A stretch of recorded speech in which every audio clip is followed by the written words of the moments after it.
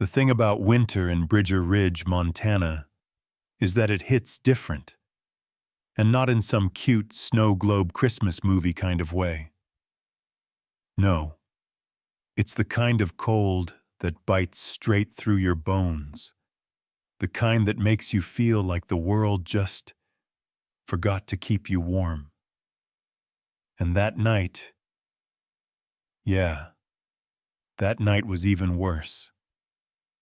Minus 25 degrees, maybe colder. The kind of cold where your breath freezes before it even leaves your mouth. And there, walking down the cracked highway shoulder, was this tiny little girl. Mira Dawson, 8 years old, a coat 3 sizes too big, boots that weren't even hers. The zipper? Broken. Sleeves? Torn. And her hands? God. Her hands were purple from the cold. She kept tugging her hood tighter, like it would somehow help. But that Montana wind. It doesn't care how small you are.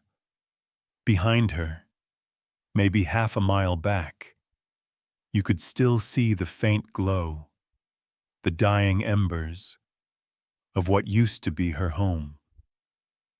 A burned-out, crooked little mobile home. A place that smelled like old macaroni and dish soap. A place with her drawings taped on the fridge. A place where her mom, well, her mom had disappeared long before the fire ever touched the walls. Mira didn't look back again. She had already looked too many times.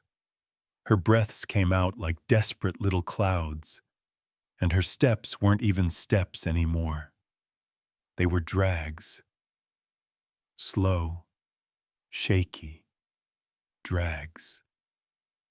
Every few feet she'd stumble, catch herself, whispering, "Please don't fall. Please don't fall." Like she knew if she sat down, she wouldn't ever get back up. And honestly, she was right. But she wasn't alone. A few feet behind her limped Shadow, a German shepherd, 6 years old, ribs showing, fur matted, tail low, but still wagging. Even in that brutal cold, he kept pushing himself between her and the wind, trying to shield her tiny body with his own. Every few seconds, he'd nudge her leg, his voice saying, "Hey, kid, still with me? Don't stop."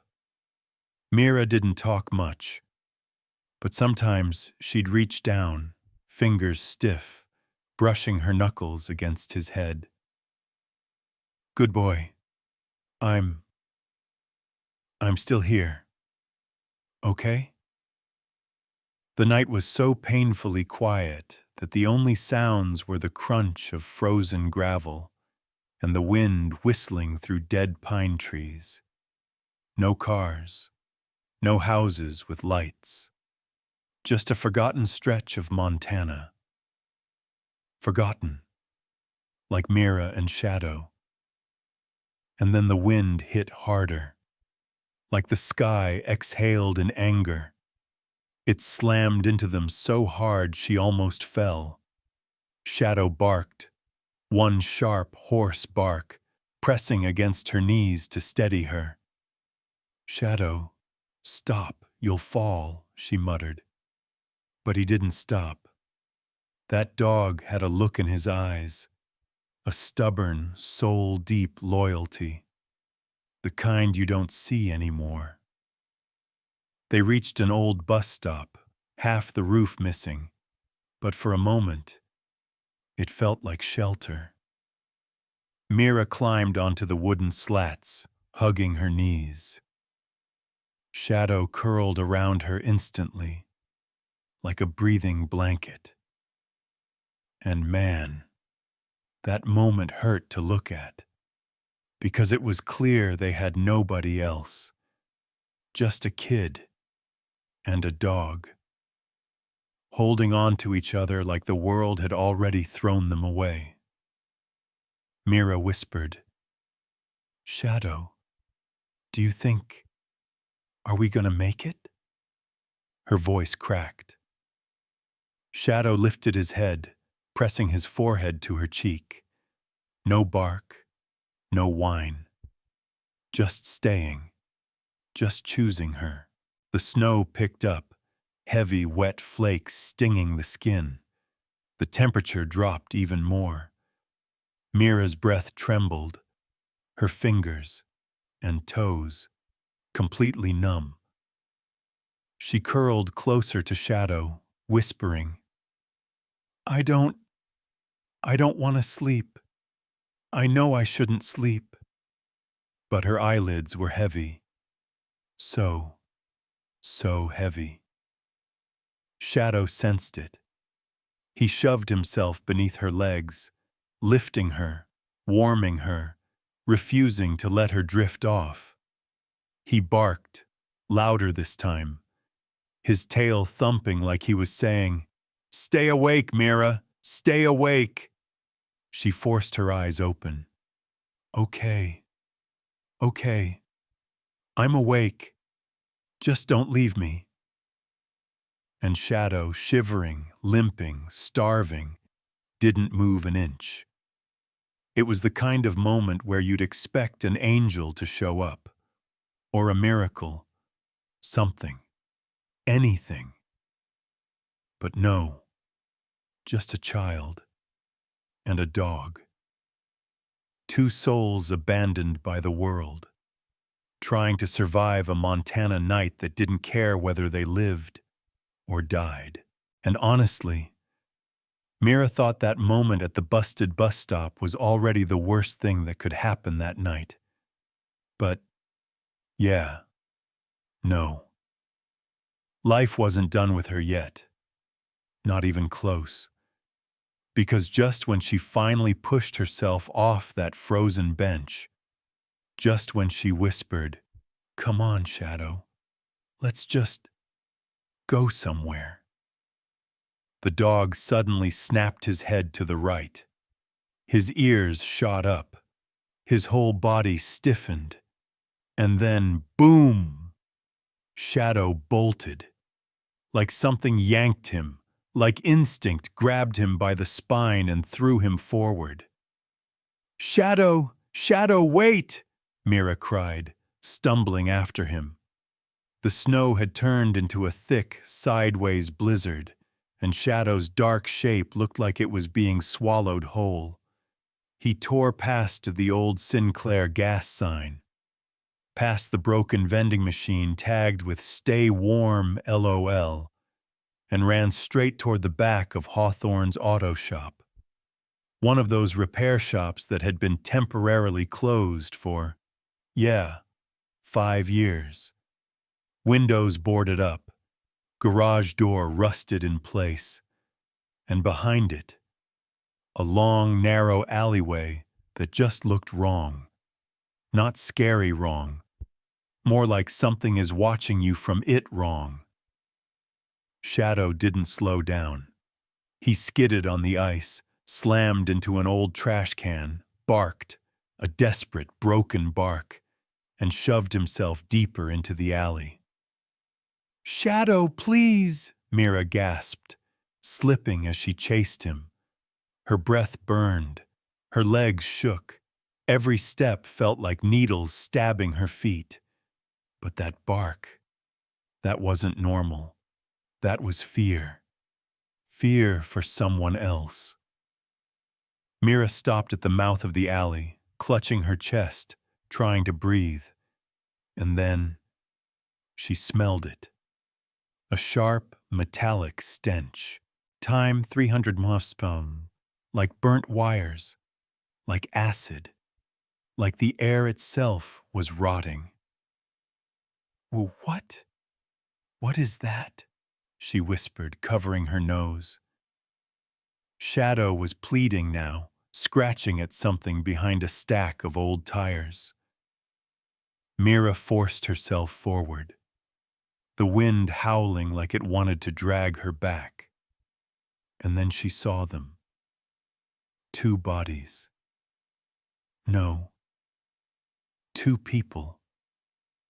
At first she thought they were mannequins, frozen stiff, silent.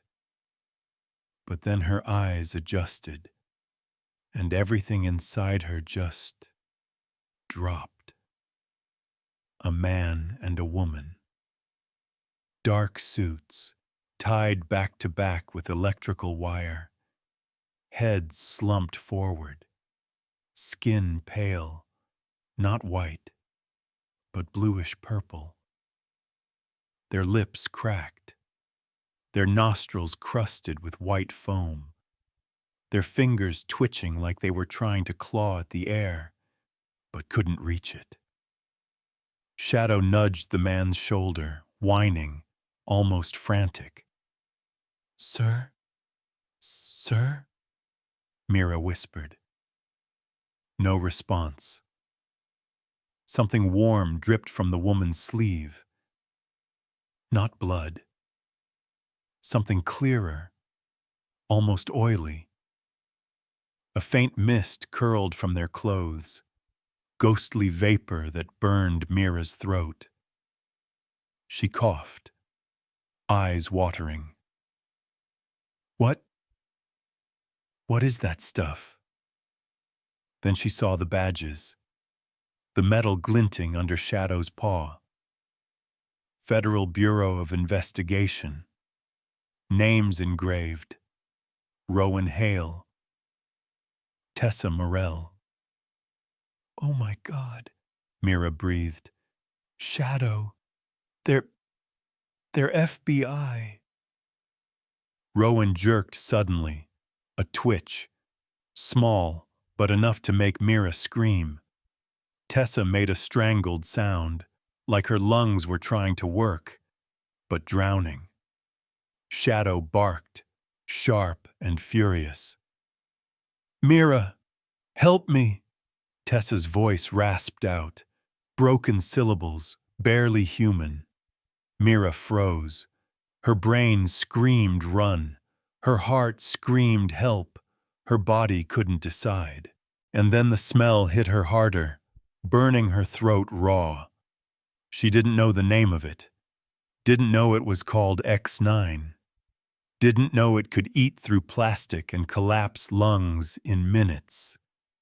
All she knew was these people were dying, and she was the only one there. Shadow pawed at her. "Do something! Anything! I don't know what to do," she cried. "I don't know how to help."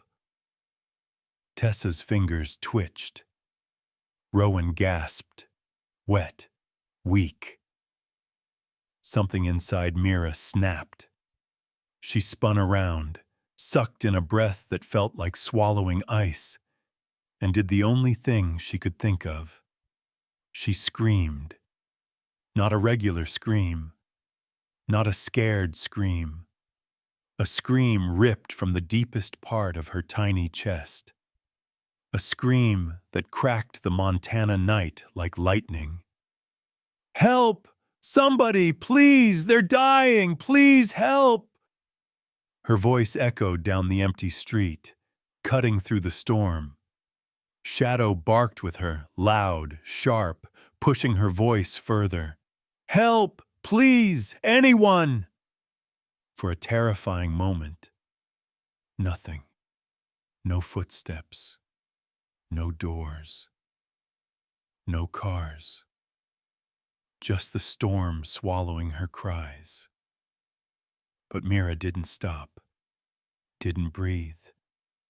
Didn't blink.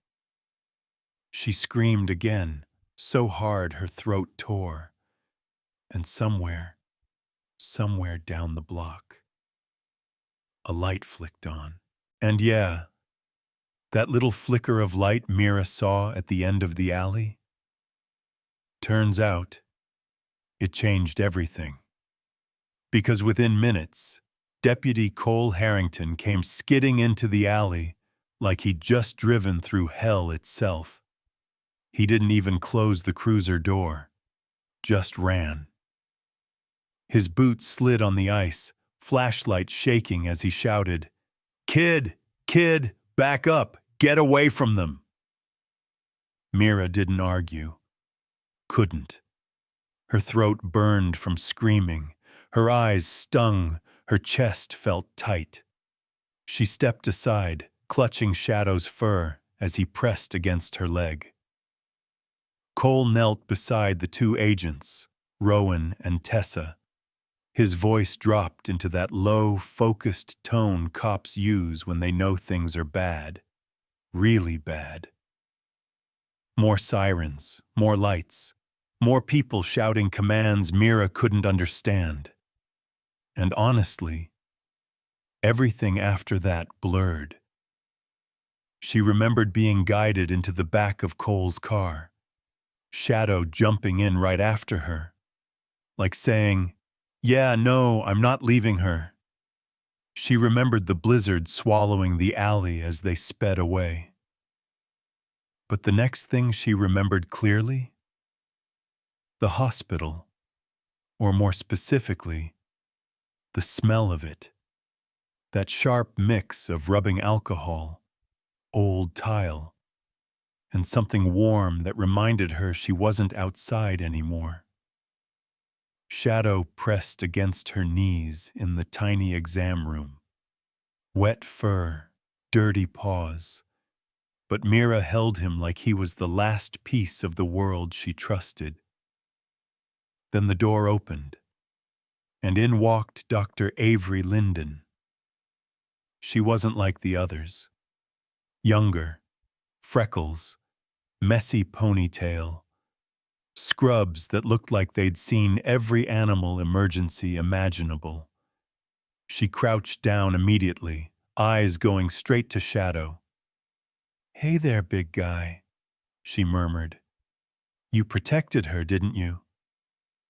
Shadow didn't bark, didn't growl, just stared, too still for a dog who'd survived a blizzard. Avery lifted his ear gently, then froze. Deputy?" she called. Cole stepped inside. "Yeah? What's—" Avery pointed. Mira leaned in. And there, etched faintly beneath the fur, was a tattoo. VX9K147. Avery exhaled sharply. "Oh my God. He's not a stray. This dog is—" "Vanguard," Cole finished, voice tight. "Vanguard 9. Mira blinked. What's that?" Cole rubbed his jaw. "Think of it like a secret unit. Military K9s trained for stuff most people shouldn't know happens. And most of them don't get released to the public." Avery nodded. These dogs were engineered to detect chemical signatures, biochemical weapons, toxins humans can't smell. If he ran into that alley, he smelled something. Mira hugged Shadow tighter. "But he's mine." Avery softened, but there was something behind her eyes, curiosity mixed with fear. "I'm not taking him, sweetheart. I just want to know how a dog like this ends up outside, starving, alone." Shadow's ears twitched. His body stiffened. Avery noticed another detail, a faint scar along his left leg, straight, surgical. "He had an implant," she whispered. "A tracking one. Someone removed it." Mira's voice trembled. "Removed it? Why would someone—" "To make him disappear," Cole said grimly. "Someone didn't want this dog traced back." Avery's eyes met Cole's. You think someone from Vanguard erased him? Cole didn't answer. His silence did. Suddenly, Shadow growled, low, rumbling, protective. Not at Avery, not at Cole. He was staring at the hallway. Mira followed his gaze. A tall man stood half-hidden near the vending machines. Dark coat. Snow-dusted. Shoulders. Head lowered. But what Mira saw, what made her stomach twist, was the scar. A jagged line slicing from the corner of his mouth down his jaw. His eyes, icy, unblinking, were locked on Mira.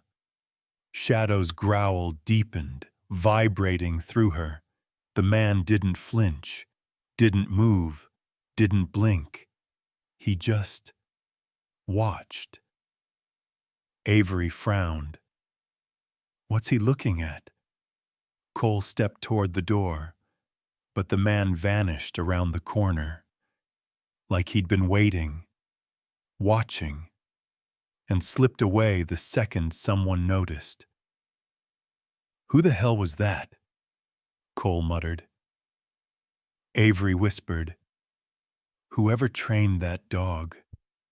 They weren't normal military. They were something else.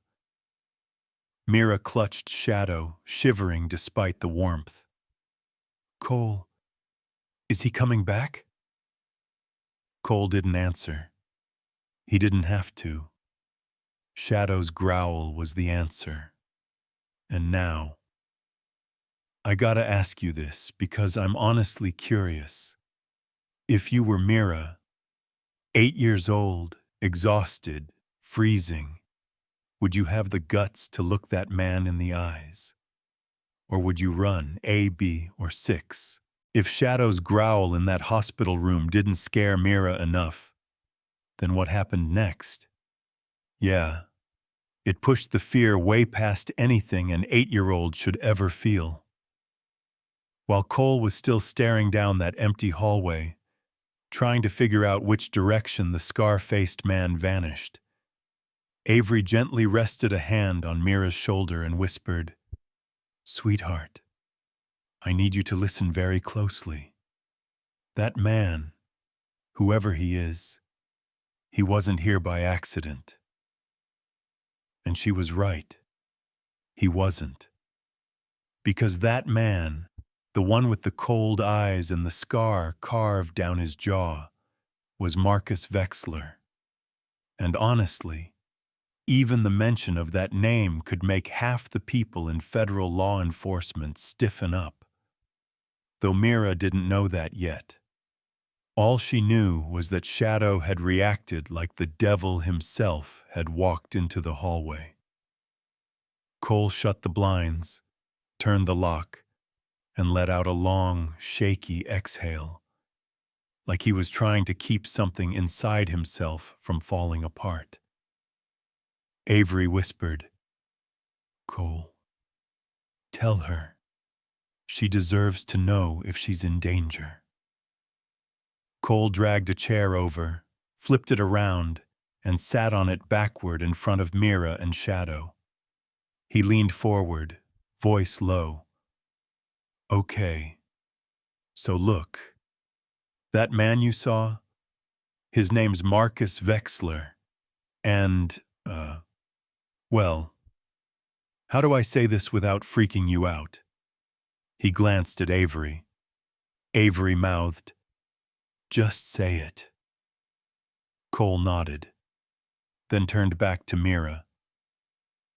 He used to run the program Shadow came from, Vanguard 9. Mira blinked. He owned Shadow? Shadow growled again, offended by the idea. Cole shook his head. Not owned. More like commanded, trained, controlled. He paused. Wexler wasn't just some dog trainer. He was the head of a biochemical response unit. These dogs, Shadow and others like him, they were trained for things civilians never hear about. Avery added gently, "Sweetie, these dogs weren't meant for normal police work. They were created for the darkest situations. Chemical attacks, illegal labs, war zones." Mira swallowed hard, looking at Shadow. He wasn't just a stray anymore. He was something engineered, something dangerous, something meant for a world she didn't belong to. But Avery wasn't done. "And Marcus Wexler," she said softly. "Tell her the rest." Cole hesitated, raking a hand through his hair. "Okay. Here's the thing. Wexler lost someone. His wife.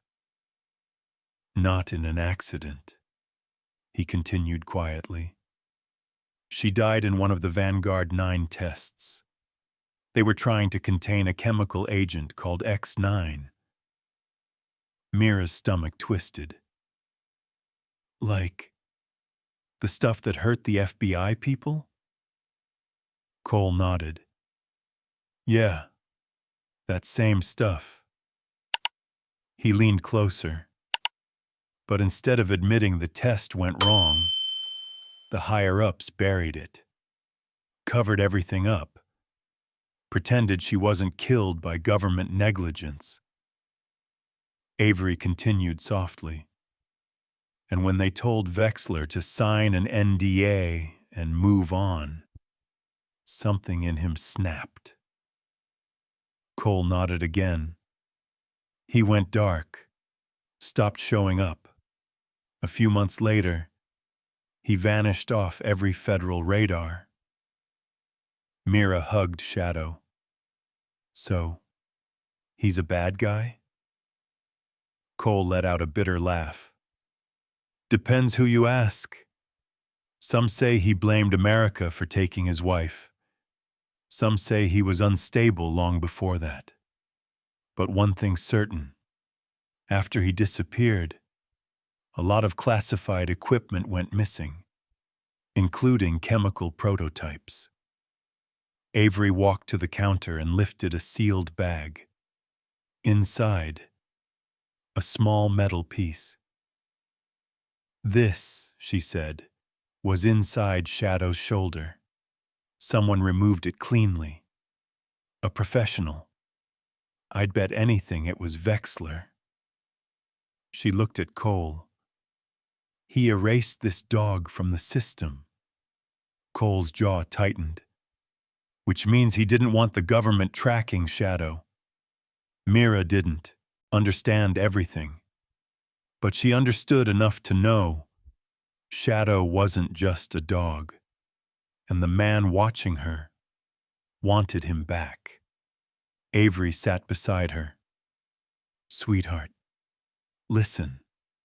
That man didn't just train Shadow. He depended on him. Most handlers do, but Wexler, he took it way too far. Those dogs were his identity." "So, he wants Shadow?" Mira whispered. Cole sighed. "Yeah, and we don't know why yet. But someone did know why. Because while they were talking, while the snowstorm raged outside, while the hospital hummed with distant voices, somewhere not far away, in an abandoned hunting cabin tucked deep in the Montana pines, Marcus Wexler sat alone. A lantern flickered beside him, carving sharp shadows across the scar on his jaw. His hands worked methodically, assembling a heavy-duty injection device. On the table, glass vials, blueprints, a broken Vanguard 9 badge, and a single metal plate labeled V9 Reborn. Vexler clicked on a recorder, his voice rough like gravel. The government took everything from me. My wife, my unit, my truth. He paused, breathing hard. They buried justice. So, if justice isn't real anymore, I will make my own. He clicked the recorder off, stared at it, then whispered, almost tenderly, "Shadow, you were supposed to stay with me." Back in the hospital, a shiver crawled up Mira's spine, like someone far away had spoken her dog's name. She looked at Cole, voice shaking. "Deputy, what if he comes back for Shadow?" And after Mira asked that question, what if he comes back for Shadow? The room fell into this strange, heavy silence, like the temperature dropped a couple degrees. Even Shadow lifted his head, ears pulling back, like he remembered something he didn't want to remember. Cole let out a long breath, the kind adults make when the truth is uglier than the story they're about to tell. "All right," he said quietly. "If we're doing this, we might as well tell you the whole thing. No sugarcoating." Avery pulled up a chair. Shadow curled closer to Mira, nudging her hand like, "It's okay, kid. I'm right here." Cole looked down, rubbing his palm against his thigh before speaking again.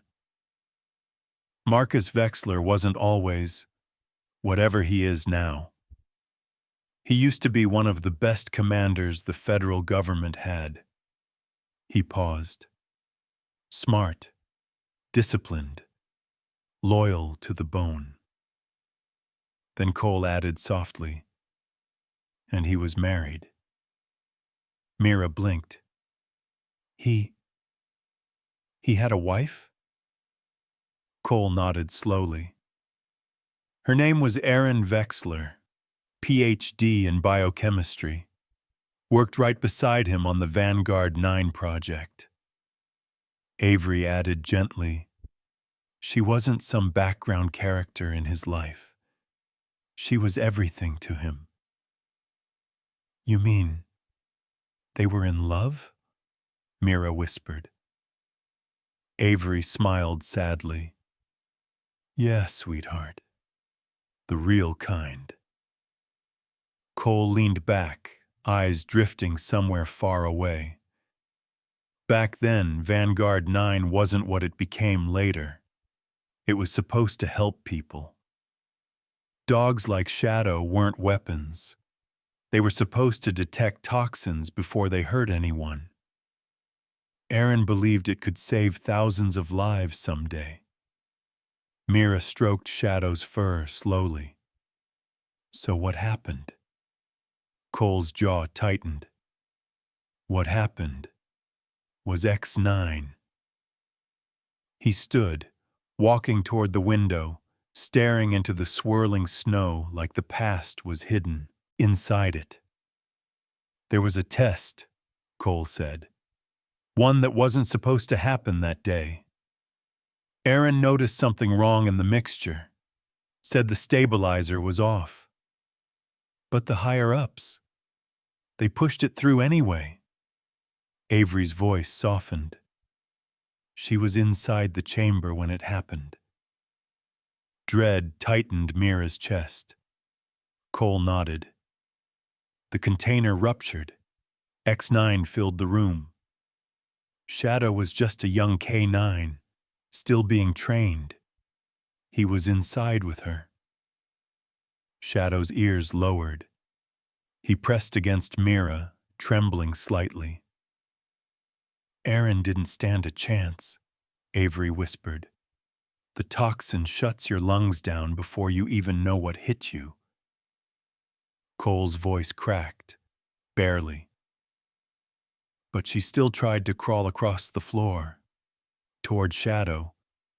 probably trying to shield him. Mira covered her mouth. She tried to save him? Yeah, Cole said softly, even while she was dying. When they found them, Shadow was lying against her, like he couldn't understand why she wouldn't get back up. Avery cleared her throat, eyes shining. And Marcus Vexler? He came running the second he heard the alarm. But they wouldn't let him into the chamber. They held him back while his wife choked to death right in front of him. Shadow whimpered, quiet, broken, like he remembered the screaming. Cole continued. And after that, the Department of Defense shut everything down. Bleached the lab, reclassified every document, told Vexler it was an equipment malfunction, and ordered him to sign off to keep Vanguard 9 funded. Avery shook her head slowly. They erased the truth, buried it. Mira whispered, So they lied? About how she died? Cole nodded. Yeah, they lied to the one person who loved her most. That's when he changed, Cole said. Stopped talking to other commanders. Stopped trusting anyone. He started digging for the truth. And the more he dug, the angrier he got. Avery added, and the angrier he got, the more dangerous he became. Cole leaned forward again. When he realized Shadow had been in the chamber, that Shadow had seen everything, he snapped. Shadow became the only living witness. And when the government tried to destroy the evidence, Vexler stole Shadow, ran him through surgeries, implanted tracking tech, then removed it later. Mira's voice trembled. He hurt Shadow? Avery quickly shook her head. No, not like that. But he used him, trained him obsessively, controlled him. Shadow wasn't a dog to Marcus, she added softly. He was a piece of the past he couldn't let go of. Cole nodded grimly. And when Vanguard 9 shut down for good, Vexler went fully rogue.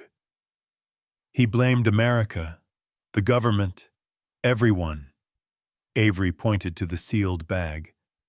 That was the start of V9 Reborn, an illegal version of X9. Stronger, deadlier. Mira looked at Shadow, at his scarred ear, at his tired amber eyes, and whispered, So Shadow, he was there when everything went wrong. Avery nodded gently. Yeah, he saw everything a dog never should.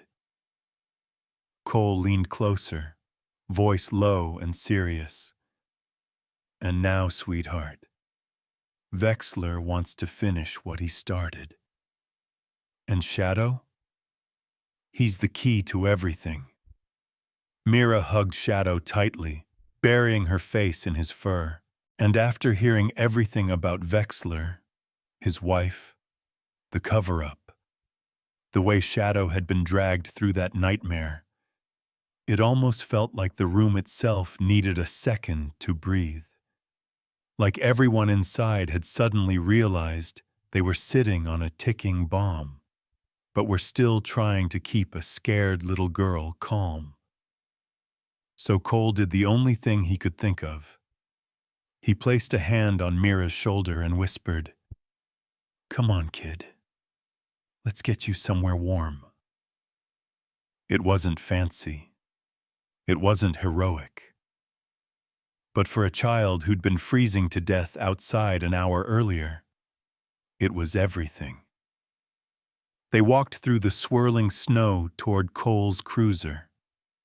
Shadow glued to Mira's side so tightly you'd think someone had superglued them together.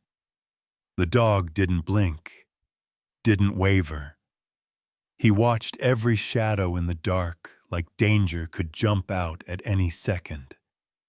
And Mira, yeah, she clung to him like he was the only thing keeping her upright. Cole opened the door. "Hop in, sweetheart." Mira hesitated, maybe still not used to adults being gentle, maybe expecting someone to say she didn't belong here. But Shadow nudged her thigh with his nose, and that was enough. She climbed in. Shadow followed instantly, curling around her like a tired but loyal guardian.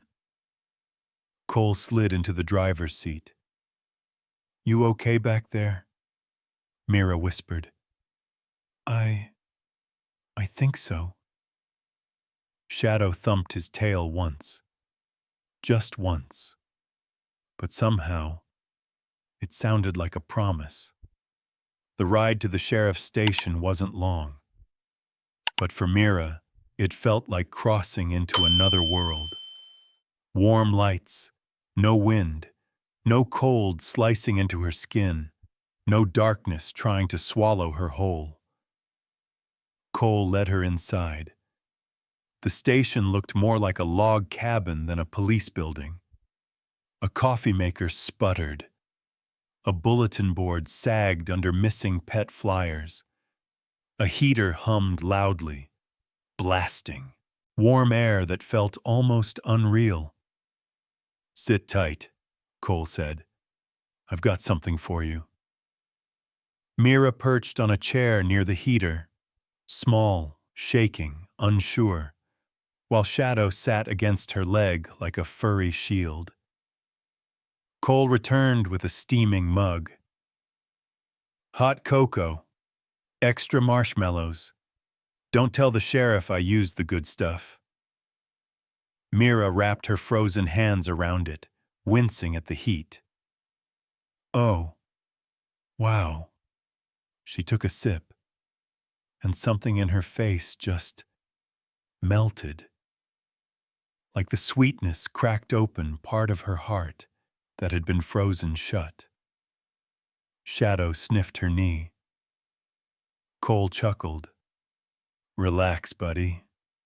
She's not gonna drown in cocoa." Shadow didn't relax, but he rested his head on Mira's lap. Mira ran her fingers through his fur, slow, gentle, like she finally had the energy to feel something other than fear. Avery slipped inside the station, snow clinging to her scrubs. She saw Mira, saw Shadow wrapped around her, and stopped dead in her tracks. Oh, oh, wow." Cole raised a brow. "What?" Avery pointed. "Look at them. I mean, really look." Cole turned, and he saw it. Shadow wasn't just lying beside Mira. He was wrapped around her, protecting her, watching the door like a soldier on duty. Avery whispered, "That dog, he's been through hell, but look at how he is with her. It's like she's the last thing tethering him to the world." Cole swallowed hard. "You think it's that serious?" Avery nodded softly. "I think she's the only reason he didn't give up." Mira looked up shyly. He saved me. Out there. If he wasn't with me, I think I'd still be in the snow." Shadow perked up, licking a drop of cocoa from her thumb. Cole crouched to her level, his voice gentle, warm, steady. "Mira, listen carefully." She nodded. You're safe here. Her eyes lifted, uncertain. Cole smiled softly. Yeah, kid. You heard me. You're safe. Nobody's gonna hurt you tonight. Not while we're here. Not while Shadow's here. Something inside Mira cracked, and for the first time since the fire, she believed him. Avery brushed a stray curl from her face. You've had a rough night, she murmured. But it's over now. You're warm. You're fed. And you're not alone. Mira blinked hard. Well, what now? She whispered. Cole exchanged a look with Avery, one of those silent adult conversations that says everything without a word. Then he spoke the words Mira had never heard in her entire life. Now, we take care of you. And for the first time, the ice around Mira's heart didn't just crack. It melted.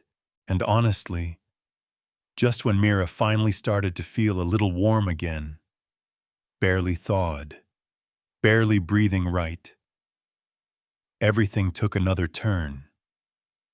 Because Cole got a call. One of those calls where his whole face changed in 2 seconds flat. He hung up, grabbed his jacket, muttering, "We found something." Avery stiffened. What do you mean something? Cole looked between them, Mira, Shadow, Avery, and said, the old brimstone kiln. The one shut down over a decade ago. There's a sealed hatch underneath it. And according to the call, it's marked Vanguard 9. Avery's face drained of color. Oh God, that's the test site, isn't it? Cole nodded. Yeah, 11 years sealed. And if Vexler's been down there, we're in trouble. 20 minutes later, they stood outside the abandoned kiln. The place looked like a monster made of cracked brick and rust. Snow piled on the roof like white ash, wind breathing through broken windows. Tessa Morell, barely recovered, met them at the entrance with Rowan Hale. Rowan held a flashlight. Tessa had a crowbar slung at her hip. You sure you're good to be out here? Cole asked. Tessa smirked weakly. Hey, I almost died last night. Dying twice would just be repetitive. Shadow huffed like he understood sarcasm. Mira clung to Avery's hand. Shadow nudged her forward, like he wanted her close. They pushed inside. The kiln's interior was pitch black. Dust floated in their flashlight beams like old ghosts. A staircase led down, metal steps coated in frost. Blueprints say there's a locked chamber under this floor, Rowan murmured. Cole scanned the concrete. Spread out. Look for seams. Anything out of place. It didn't take long. Shadow found it. He sniffed twice. Then started pawing at a metal square half covered in soot. Well, that's definitely a hatch, Tessa said. Cole and Rowan pried it open. Metal screaming as rust fought every inch. A long, dark shaft yawning beneath them, like a throat leading into the earth. There's a ladder, Avery muttered. Old. Don't trust it. We repel, Rowan said. No exceptions. They tied ropes. One by one, they lowered themselves down. Mira stayed harnessed to Cole's chest. There was no way they were leaving her alone above ground. The air grew warm, then warmer. Then, wrong. The deeper they went, the more it smelled like chemicals and something burnt. When they reached the bottom, Avery whispered, "Holy, oh my God." Because there it was, a full underground lab, dust-covered, sealed, forgotten. Vanguard 9's real grave, melted beakers, burned notes, warning signs peeling from the walls. A steel door stood ahead with a red stamp. "Do not open. Federal hazard site." Rowan reached for it. If Vexler was here, anything could... He never finished, because the moment Cole pushed the door, boom! The explosion wasn't a pop. It wasn't even a blast. It was a monster waking up. Fire ripped through the hallway. Concrete cracked. Metal warped. Dust rained from the ceiling. Cole grabbed Mira, shielding her. Avery hit the ground. Rowan slammed into a shelf. But Tessa didn't get lucky. A slab of concrete dropped and crushed her leg. "Egg! I can't move!" Rowan crawled toward her. "Tess, stay with me." Fire crept along the floor. Heat stole the air from their lungs. Avery choked out, "If the fire hits the chemical shelves, this whole place goes up."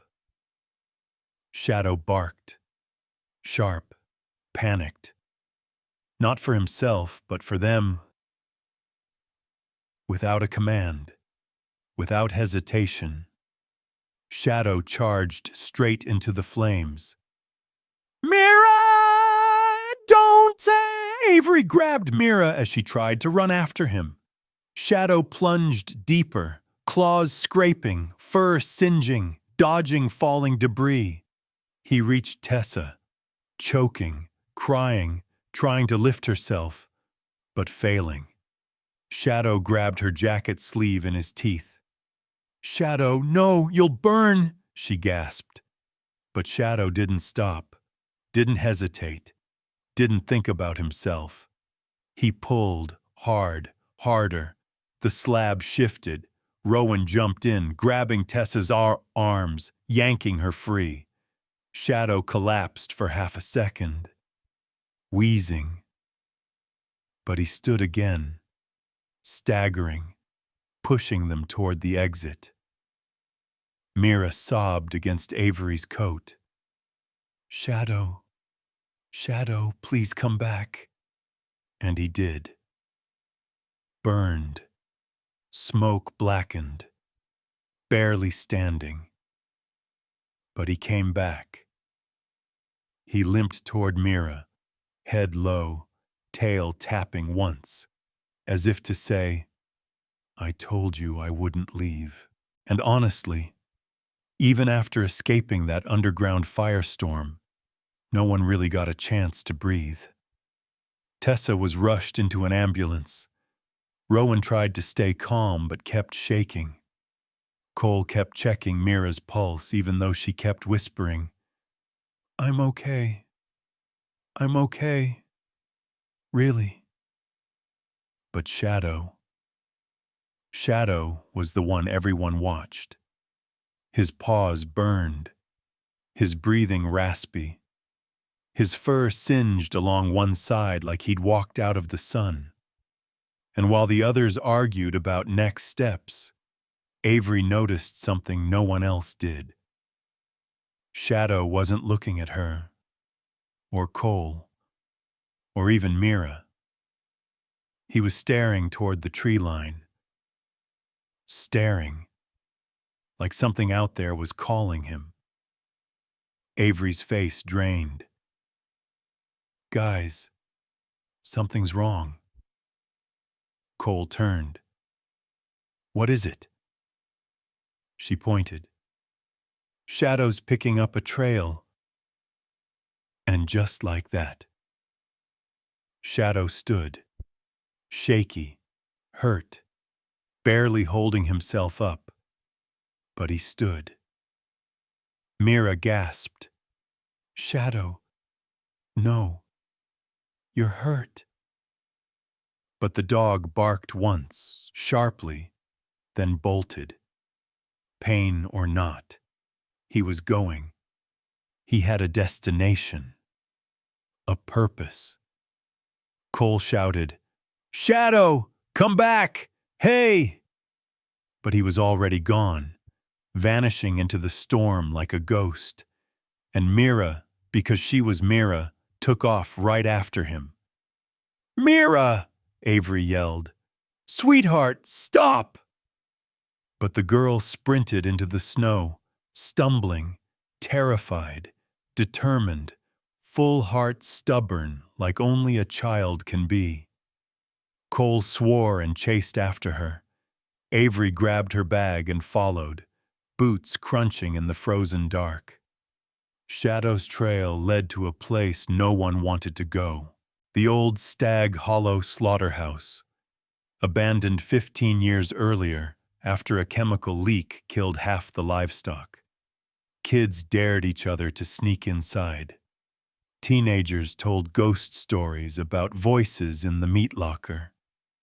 Tonight, it was worse than haunted. It was occupied. A single hanging bulb flickered inside. Metal hooks creaked in the wind. Broken tiles shined with frost. Shadow slipped through a cracked door. Mira squeezed in after him.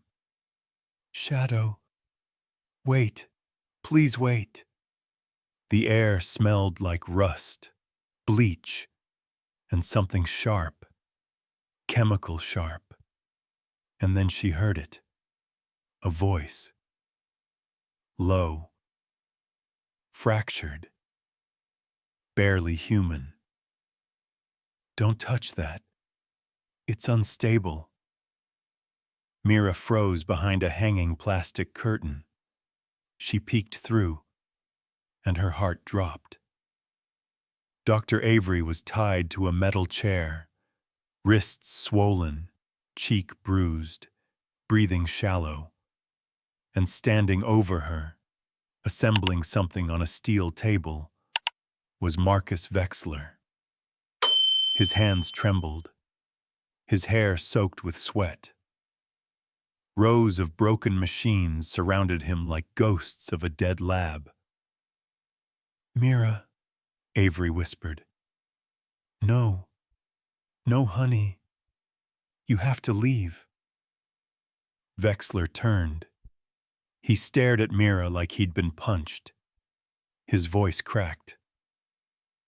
"God, you're her age." He swallowed, the scar on his jaw tightening. "My daughter, she would have been just like you." Mira whispered, "Why did you take her? Why did you hurt Dr. Avery?" Wexler rubbed his face, shaking. "Because she knows how to finish what they stole from me. She knows how to make the antidote." Avery spat. "You're not doing this for justice, Marcus. You want the world to feel your pain." Wexler slammed his fist into the table. Vials rattled. "They killed my wife. They lied. They buried her existence." He looked at Mira again, softer, breaking. "I'm not your enemy, kid." But the gun in his hand said otherwise. And when he lifted it, aiming at Mira, something inside her shattered. Avery screamed, "Marcus, don't!" The trigger moved. A split second of frozen terror. And then, a blur of black and tan fur. Shadow.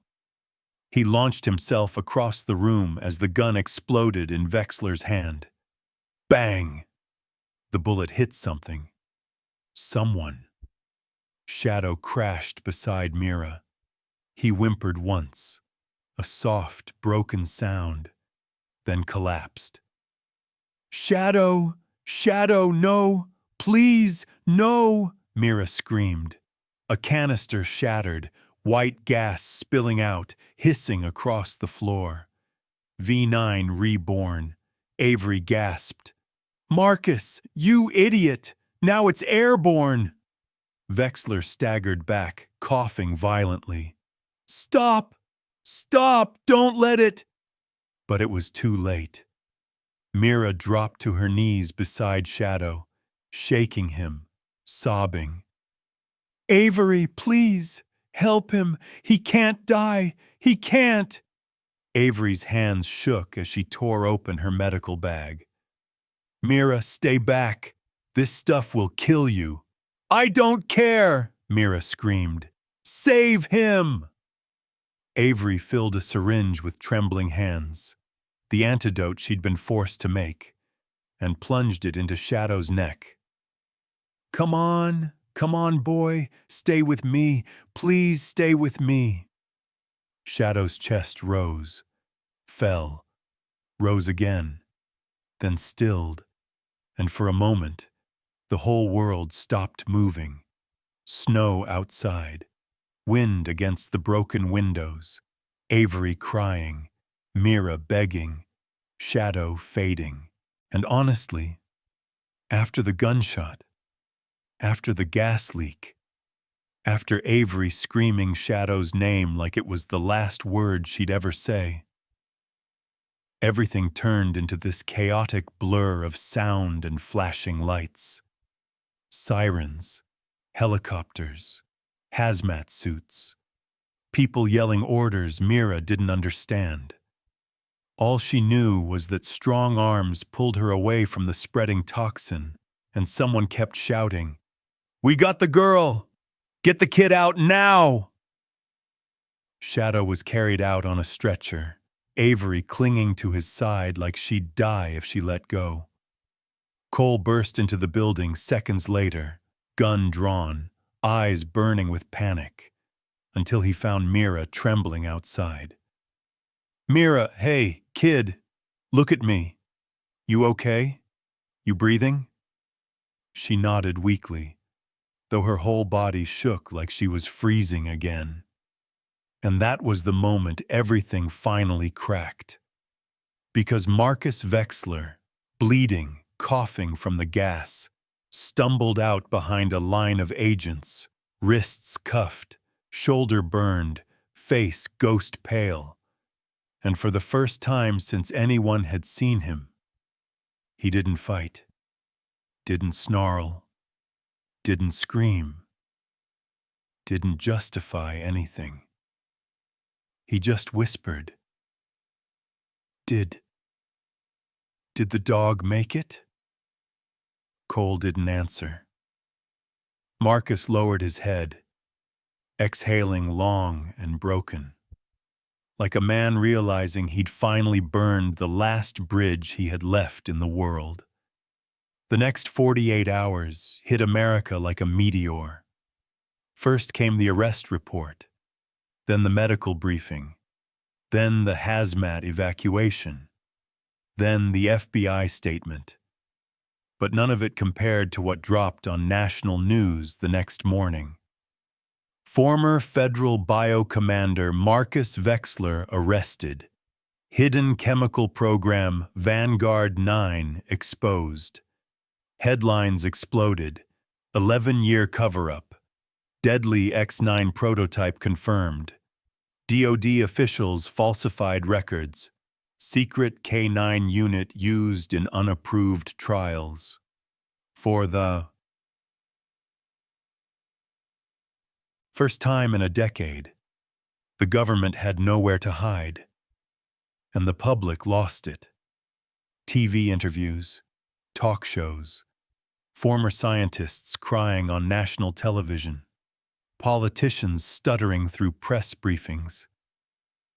At Montana Federal Court, The hallway outside courtroom 6A was a minefield of reporters, microphones, cameras, agents pushing people back. And right in the middle, Cole, Avery, Rowan, Tessa, and Mira squeezed through security. Mira clung to Cole's hand. Shadow, still recovering, stayed in the veterinary wing under observation. Avery kept wiping her palms on her coat, like she still felt chemicals on her skin. Rowan whispered, "You ready?" Tessa tried to smirk. "Please, I almost died twice. A courtroom can't be worse." But even she didn't believe her own joke. Inside, the room felt colder than outside. Federal judges always had that effect. Calm, stern, terrifying. Judge Hollingsworth adjusted her glasses. This hearing concerns claims that a classified program, Vanguard 9, was involved in illegal trials, falsified reports, and the concealment of civilian death. The room buzzed like a hive. Marcus Wexler sat shackled, eyes hollow, staring at the desk. He didn't look like a villain. He looked like a man who'd already lost the only battle he cared about. "We have reason to believe," the judge continued, "that critical evidence regarding the X9 toxin was intentionally buried by senior Department of Defense officials." A senator flinched. Two Pentagon reps whispered nervously. Rowan murmured, "This is bigger than any of us expected." The judge slammed her gavel. "Effective immediately, all Vanguard 9 documents are to be unsealed. The Department of Defense will release all archived reports within 48 hours. The courtroom erupted. Gasps, shouts, reporters scrambling. Cole whispered, "It's happening. The truth's out." Avery exhaled shakily. "Erin Wexler. Her name won't be buried anymore." Marcus flinched. Quiet, small. When he heard his wife's name, his whisper cracked. She deserved better. "A federal task force will investigate all personnel involved," the judge declared. "Anyone found complicit will face charges." Another storm of whispers. National scandal. Military collapse. A decade of secrets crumbling. And somehow, an 8-year-old girl and a half-broken dog had triggered the avalanche. Outside, cameras flashed so brightly, Mira hid her face against Cole. "Deputy Harrington, did the child witness classified material? Is the dog really a Vanguard K9? Did Marcus Wexler attempt to kill a minor? Avery Linden, can you confirm the antidote?" Avery snapped. "Back up! She's a child, not a headline." But the questions kept coming. Louder, sharper. It wasn't until Shadow's distant howl echoed from across the courtyard, weak but defiant, that Mira finally looked up. "Cole," she whispered, tugging his sleeve. "Can we go see him? Please?" He nodded, smiling softly. "Yeah, kid. Let's go home." And honestly, after everything that blew up on the news, the court hearings, the headlines screaming Vanguard cover-up, there was only one question everyone in Bridger Ridge kept whispering. Is Shadow going to make it? For 2 full days, the answer was shaky. Some moments he seemed okay, lifting his head, nudging Mira's hand, and 10 minutes later he'd crash again, breathing shallow, heart monitor skipping in ways that made Avery's face go pale. Mira never left his side. Not once. Cole tried convincing her to sleep on a cot.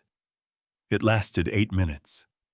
She crawled right back beside Shadow, curled into his fur like she was part of him, and he was part of her. And maybe he was.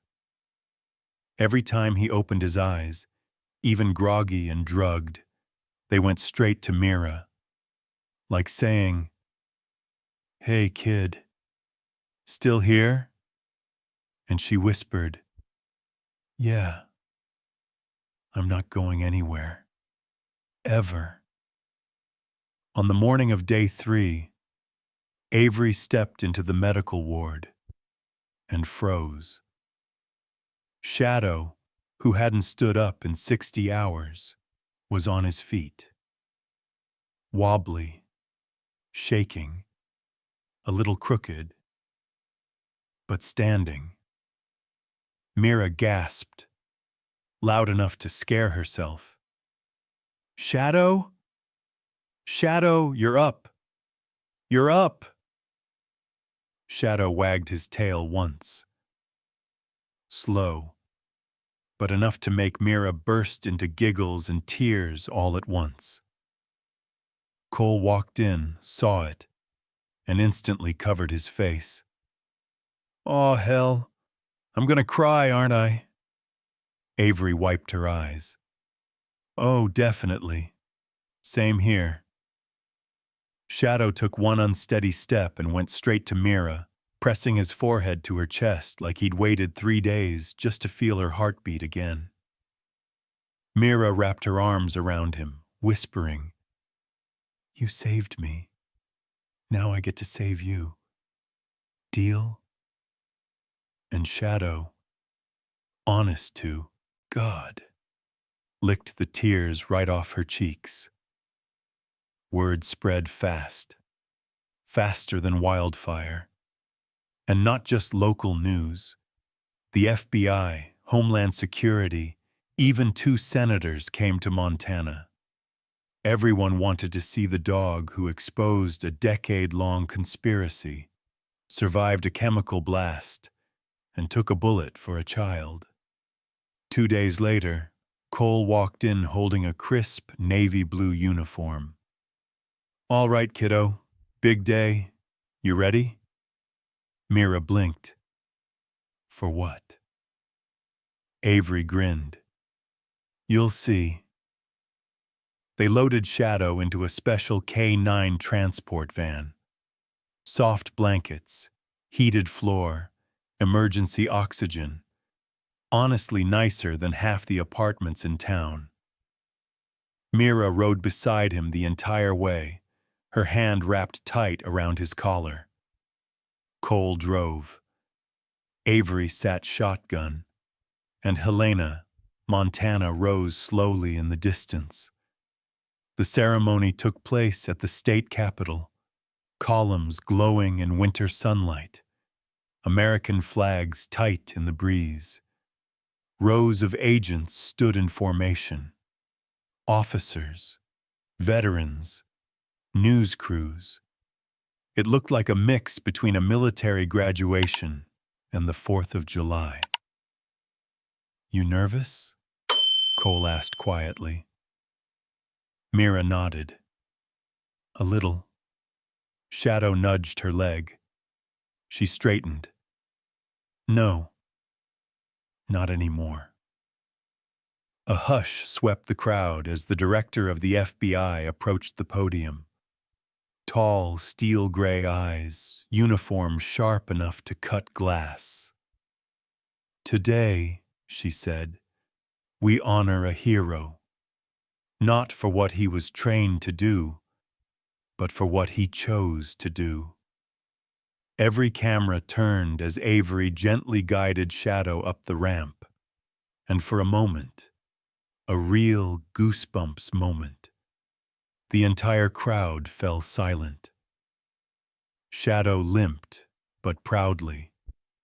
Burn scars visible, chest lifted, ears forward. He stood beside Mira like a knight beside his princess. This dog, the director continued, risked his life to expose corruption, save a child, and stop a chemical threat that could have taken countless American lives. She opened a velvet case. Inside, a silver medallion shaped like a shield, engraved K9 of Honor, for courage beyond duty. Shadow, she said softly, on behalf of the United States, we recognize you as the first ever civilian awarded K9 of Honor. The crowd erupted. Applause, whistles, cameras flashing like fireworks. Mira threw her arms around Shadow, laughing and crying at the same time. Cole stepped forward, kneeling. Buddy, you're not a stray. You're not forgotten. You're not broken. He brushed a hand over Shadow's fur. You're a damn hero. Avery wiped her eyes. The bravest one I've ever met. And maybe it was the sunlight, or the weight of everything they survived.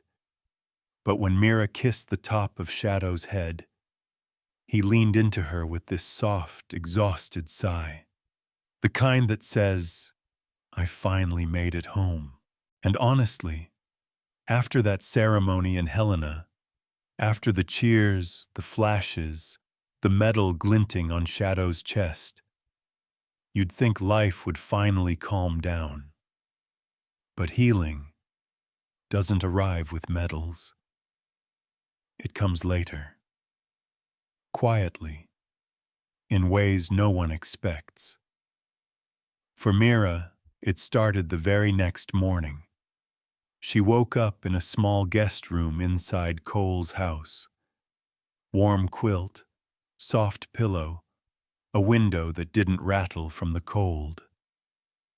For a moment she panicked, thinking she didn't belong there, that someone would burst in and say it was all a mistake. But then she heard something downstairs. A soft, low thud. Thud. Thud. Shadow's tail. She sat up so fast the pillow flew off the bed. When she opened the door, Shadow trotted over with that goofy, lopsided gait, nudging her hand like, "Breakfast, kid. I smell bacon. We gotta move." Mira laughed, an actual giggle, because it was the first morning she didn't wake up freezing or afraid. Cole was in the kitchen flipping pancakes, badly.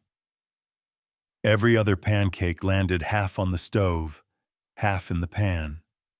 He looked over, saw Mira, and softened completely. "Morning, kiddo," he said. "Hope you like your pancakes a little uneven." Shadow barked once. Total agreement. Avery walked in with messy hair and a jar of medicine. "All right, big guy," she told Shadow. "Time for your anti-inflammatory. No growling this time." Shadow absolutely growled, then took the pill anyway. Mira giggled again. Avery froze. It had been so long since anyone heard that sound. Over the next week, something unexplainable happened in that small house. Cole stopped calling her kid and started slipping into sweetheart, pumpkin, sometimes Mira bug.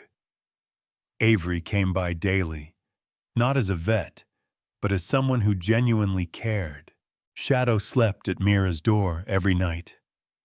Even though Cole set up a big fancy dog bed in the living room. Rowan and Tessa visited constantly, usually with takeout. The house felt full, warm, lived in, and Mira bloomed. She hummed while drawing in the living room. tapped her feet when Tessa played old country music, left sticky note doodles on Avery's car windows. One day, Rowan walked in to find her and Shadow lying on the rug with a bowl of popcorn between them. "Are you sharing snacks with the dog?" he asked. Mira shrugged. "He saved my life. He deserves popcorn." Shadow wagged proudly. Cole groaned. "Great. Now he's spoiled." Avery smirked. "He's earned it." Shadow barked once, smug as ever. But the biggest change happened 2 weeks after the ceremony. Cole spent the whole morning pacing, muttering, starting sentences, deleting them. Mira sat at the counter. "Why are you walking like you're stuck in a video game glitch?" Cole froze. "I'm not." "You kinda are." Avery snorted. Cole exhaled, rubbed his neck, then crouched beside Mira's stool. Shadow sat next to them, tail tapping. "Mira," Cole said gently, voice shaking, "there's something I've been thinking about." Her eyes widened. "Am I in trouble?" "What?" "No, no, sweetheart. You're perfect." He swallowed. I don't want you to ever feel alone again. Not ever." Shadow nudged him, like, "Hurry up, man." Cole took a breath, then another. Would you maybe want to stay here? Like, officially. I could be your guardian. Or, well, your dad. If you'd let me." The room froze. Avery covered her mouth. Shadow stopped mid-tail wag. Even the fridge went quiet. Mira stared, not blinking, not breathing. Then tears spilled. "Cole, her voice cracked. "I never had a dad. I never had a home." She reached for him, both arms. "But now I have you, and Avery, and Shadow, and Rowan, and Tessa." She pressed her forehead to his.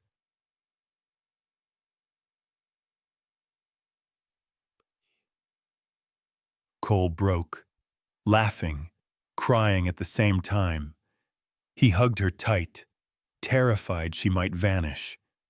Shadow shoved his head between them, whining until Mira giggled through her tears. Avery whispered, smiling through tears, "Well, that's it then."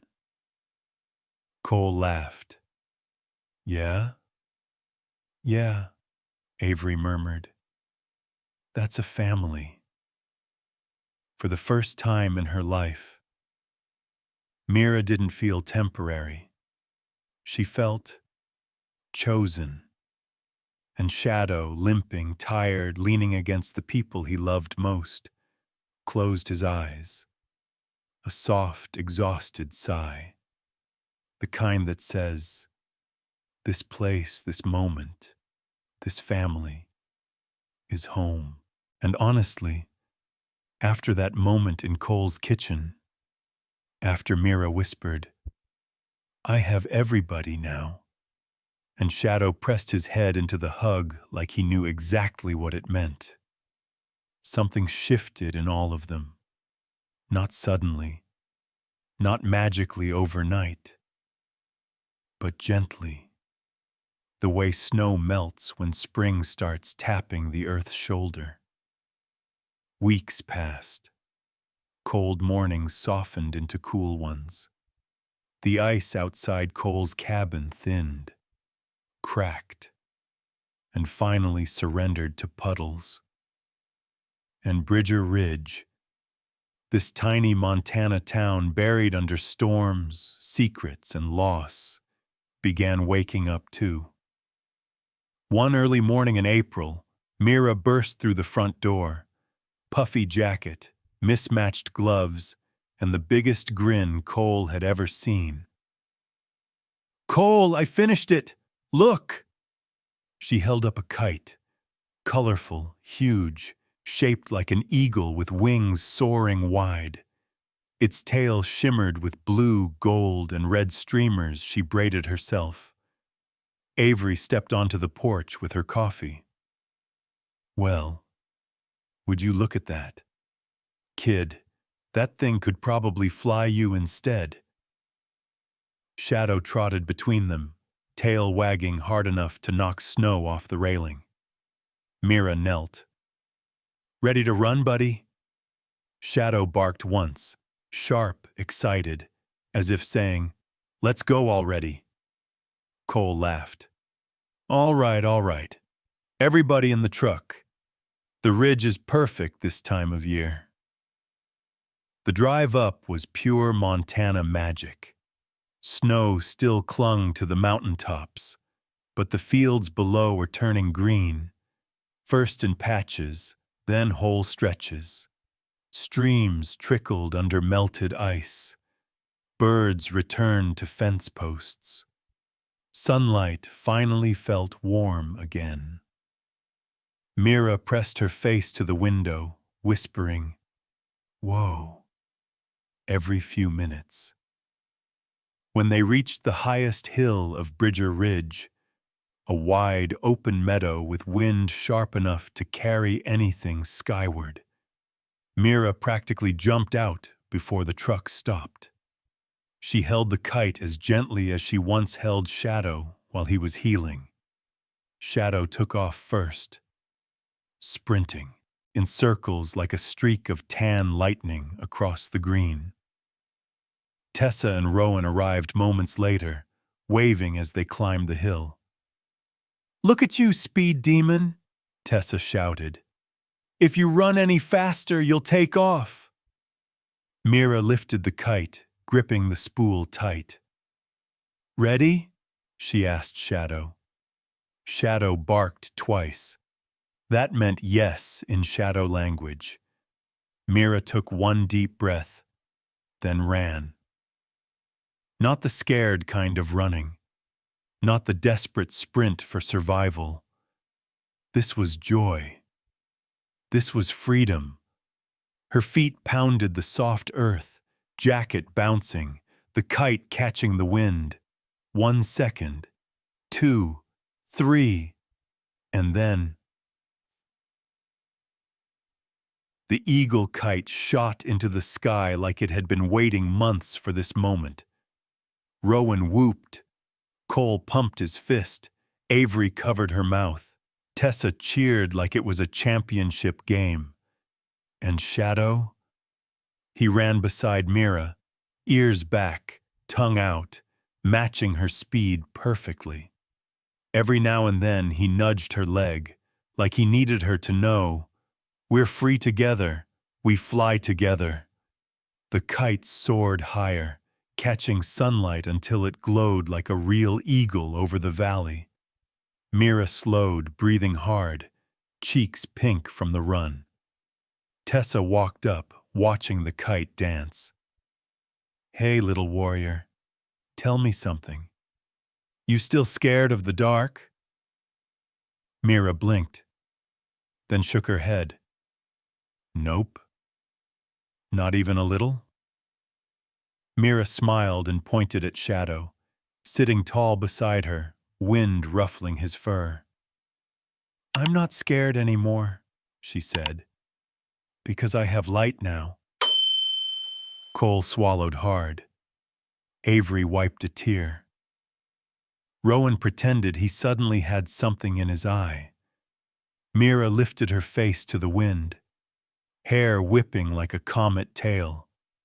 Shadow sat proud beside her, strong, healthy, unbroken, watching the kite like he understood what it meant. They survived the winter. They survived the darkness. And now, They got to fly. The wind roared across the ridge, lifting the kite even higher, and Avery whispered, soft, reverent, even in the darkest winter, God sends a miracle, sometimes in the shape of a child and a dog. The kite soared, the sun rose, and everything, finally, felt like a beginning instead of an ending. Now I have to ask you, sincerely, from the bottom of my heart, if you were standing on that hill, wind blowing, kite flying high, a dog running circles around your feet, which feeling would you choose? A, 1, or 6?